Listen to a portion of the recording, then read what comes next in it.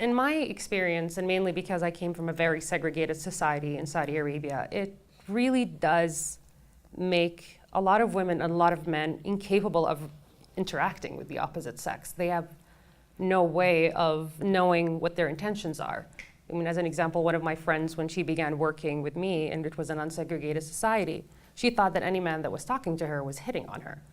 And like, maybe he's not hitting on you, but you never know. I mean, maybe he was, because he himself grew up in a segregated society, and maybe she was one of the very few women that he gets to interact with on a daily basis.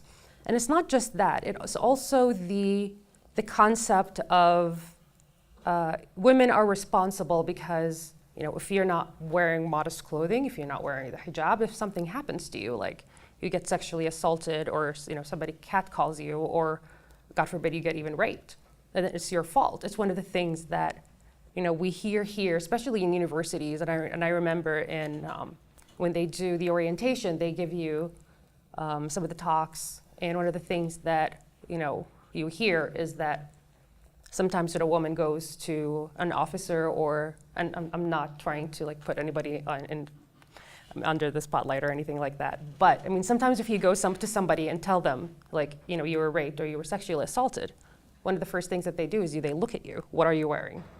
And they ask you, what were you wearing? What were you doing? Who were you talking to? And I had that experience with somebody that I dated for a while. And when I told him that, you know, a story that I read somewhere where a girl was out with her male friends and she was raped by all of them, I was like, well, she should have known better. In modesty culture, and in the cultures that we grew up in, if a girl goes out not wearing a hijab and she gets sexually assaulted, she's automatically blamed. Why was she out is number one.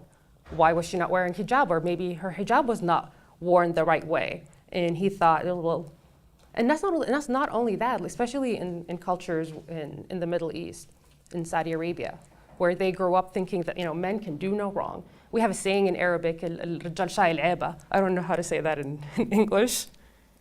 It's like, you know, there's no shame for men. Like, there's no way to know if a man was assaulted or if he strayed. Whereas a woman, it's, you know, she's not a virgin, she's not a virgin.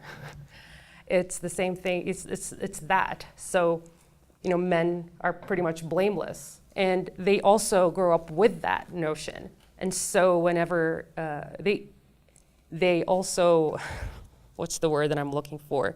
Make excuses for themselves, defend themselves even, saying, well, she was wearing a short skirt, or I could see her hair. I mean, she was asking for it. She was out, she looked at me, she smiled at me. No, she was not. And when you, and that's one of the things, if you grow up in a culture like that, when you teach your girls that, you know, they're responsible for the way they dress and for what happens to them if they dress in a certain way, and you tell boys, you know what, you know, you're blameless, you can do whatever you want, because, you know, the gendered norm in the way they raise these children is that they raise women to be pure, to be poised, to be, you know, pretty much clueless, and they have to be wrapped in, what is it?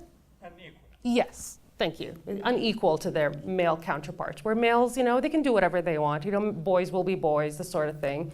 But it goes a notch up, more than that, in cultures that we grow up in.